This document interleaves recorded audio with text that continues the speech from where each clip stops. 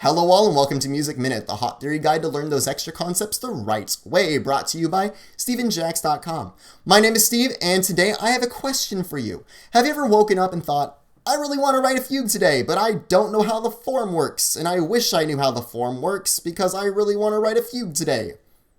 Well, today's your lucky day. We're going to cover fugue form.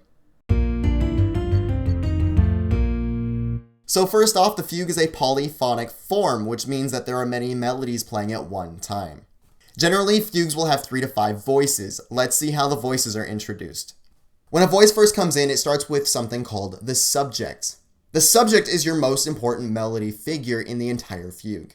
In fact, it'll generally come back over and over again. We'll see that in a little bit. After the first voice is finished with its subject, the second voice will come in with its subject. The difference is that the second subject will generally be at the dominant of the first key. While the second voice is going on, the first section actually has another role. It becomes the counter subject. The counter subject is the second most important part in the fugue because it accompanies and supports that main melody. After the first 2 voices in, it's kind of common to have a little bridge section. The bridge section is just an interlude that acts as filler between the first voice and the second voice and the rest of the voices. After the optional bridge, your third voice and maybe your fourth voice and possibly your fifth voice would come in similar fashion like this. The third voice will come in with its subject on the tonic. While the rest of the voices come in, the first voice is just turned into accompaniment. As you can see, each of the voices has its own life cycle. First you have a subject, and then it turns into the counter subject, and then it turns into random counterpoint. This entire first part of the fugue is called the exposition. The exposition is officially over when your last voice comes in with the subject. It doesn't even have time to go to the counter subject. And as a final note on the exposition system, it doesn't matter what order your voices come in. You can start with your high voice or your low voice just as long as all your voices eventually come in one at a time. After the exposition system, you have a part called the development section. The development section is actually 2 parts broken up over and over again, like this. First, you have an episode and then a subject section, and then it repeats to an episode and back to a subject section, and then an episode again. You get the idea. The job of the episode is to modulate to a different key. The goal of the subject section is to bring your full subject back. That's it. So in the episode section, you can have pretty much whatever you want, as long as it's modulating and as long as you don't have full iterations of the subject melody. Generally, it's common to see little fragments of the subject and counter subject sequenced and modulated to a new key.